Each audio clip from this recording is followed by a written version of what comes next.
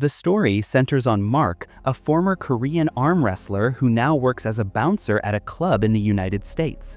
One night, his old acquaintance, Kim, approaches him and insists that he compete in an arm wrestling match. Although Mark is not interested, Kim eventually persuades him. They head to an area of the club where people bet on the matches. Mark's opponent has been winning all night, making Mark the underdog. No one wants to bet on him, which turns out to be an advantage for Kim. The match begins and Mark proves why he used to be a professional. The opponent strains hard, but cannot move Mark's hand an inch.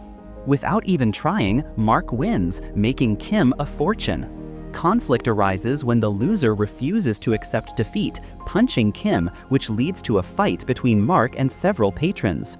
Due to the brawl, Mark is fired. A week later, he gets another job as a security guard at a grocery store. He is content with his life, although he sometimes misses home. One day, he receives a call from Kim asking him to come to Korea, where an arm wrestling tournament is about to begin in Seoul, and the winner will compete internationally. Mark looks at his old medals and decides to take the biggest risk of his life. Upon landing in Seoul, Kim picks him up. At a restaurant, they talk business. Kim wants to be Mark's agent and plans to exploit Mark's skill in the betting business to make more money. They spend the rest of the day touring Seoul. Because he has lived in the United States for many years, Mark's Korean is shaky, leading to awkward conversations. At night, they go to a club, but Mark stays in a corner, unconsciously working as a bouncer again. On the way to the hotel, Kim asks him if he has ever wanted to look for his birth mother. It turns out Mark was given up for adoption as a child. Mark says he has no interest in meeting anyone, as all of that is part of the past. Kim drops him off at a love hotel where Mark experiences a vibrating waterbed for the first time. What really catches his eye is a gift box from Kim with a phone inside. Upon checking it, he finds his birth mother's address. Elsewhere, Kim approaches a millionaire loan shark named Yu and asks him to sponsor Mark. Initially, he is hung upside down for speaking to Yu without permission, but after watching a video of Mark, the gangster agrees to sponsor him. His only condition is that Mark will have to win and lose according to his orders. The next morning, Mark follows the map on his phone to an address. Before knocking on the door, two children approach him. His physique makes them believe he is a beast, so to avoid scaring them, he leaves. The children tell their mother, Soo-mi, about the strange man.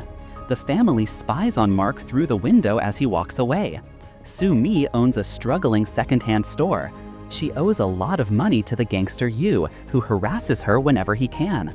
That day at work, she notices Mark and Yu entering a downtown club. Kim has brought Mark to introduce them to sponsors and showcase his skills.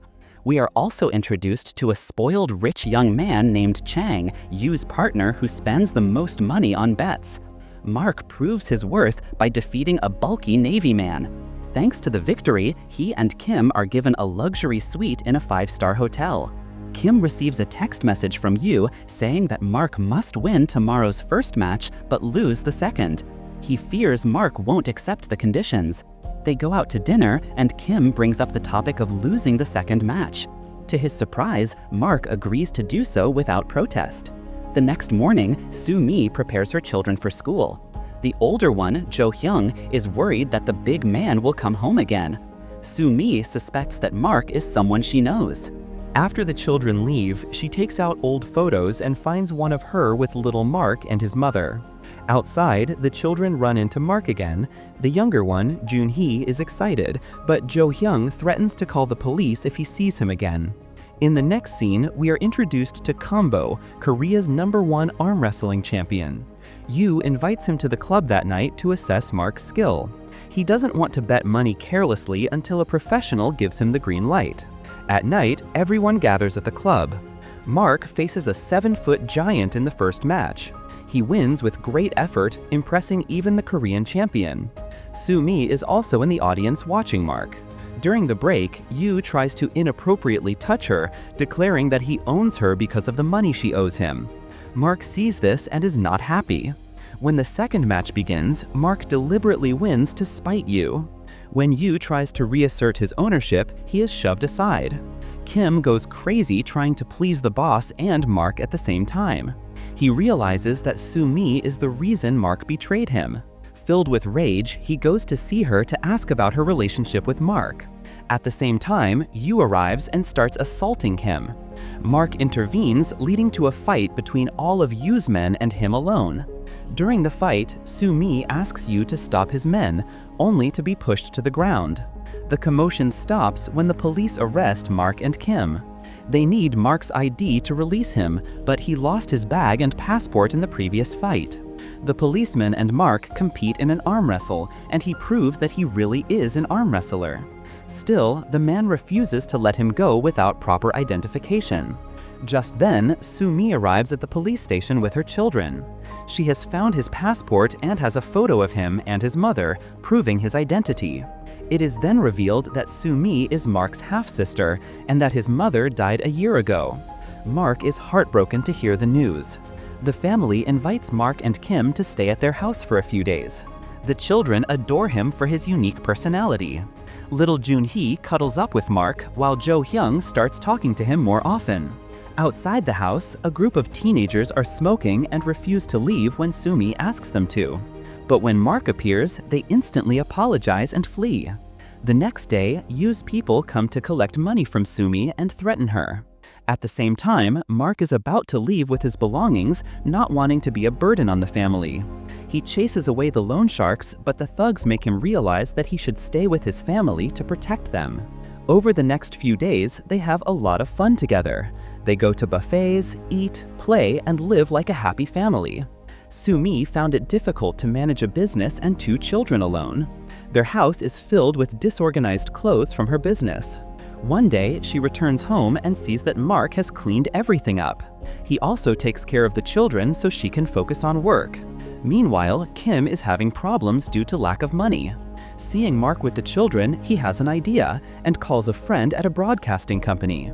He wants to document Mark's life to gain people's sympathy and some money. Mark is skeptical but agrees. In the next scene, we see Mark and the family out.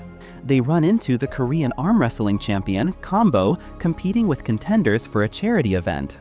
Mark challenges him and wins, surprising everyone. A few weeks later, the story about his hard past, adoption, and arm wrestling struggles is turned into a documentary and televised. The show becomes an instant success and brings them a good amount of money. The children admire their uncle even more.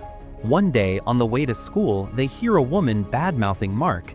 In retaliation, Joon-hee declares that her uncle is a champion and makes him promise to win the national championship for her. In the next scene, we are introduced to Kim's father, who is older but works very hard.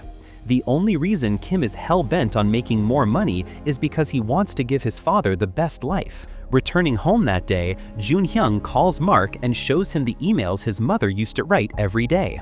Mark discovers that his mother's greatest regret in life was giving him up for adoption. Throughout her life, she wrote several emails to an address that was not his, describing how hard life was when he was with her. She couldn't afford to feed him and wanted him to have a better life. Even on her deathbed, all she wished was to meet him and ask for forgiveness. Mark also discovers that Soo-mi is not his half-sister. His mother took her in when she was a child, after her parents died.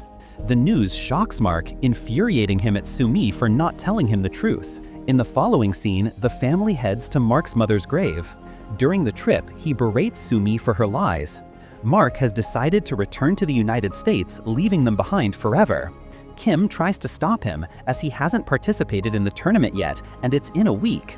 However, a frustrated Mark accuses him of using his friend for money and leaves.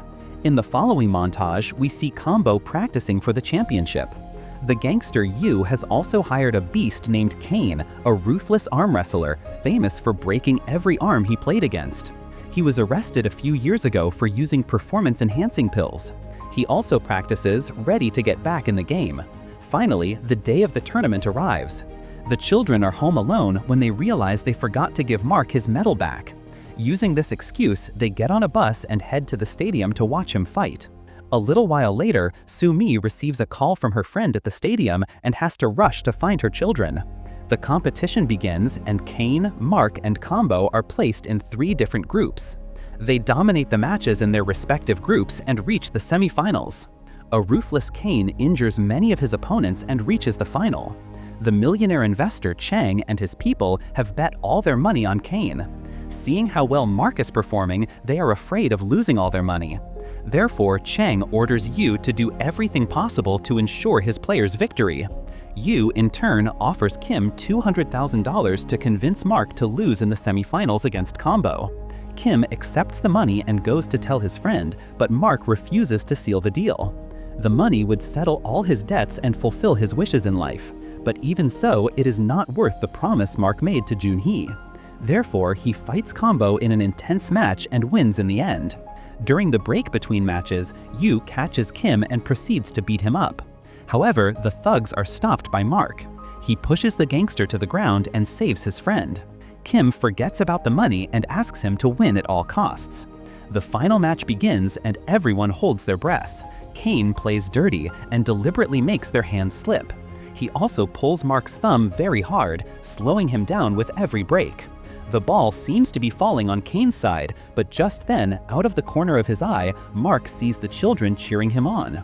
With a renewed interest in proving himself to them, Mark pushes Cain's hand down all at once and defeats him. In the last scene, Mark tells his mother he loves her. On television, he can't help but cry, thinking about everything she suffered. The movie ends as everyone celebrates the victory.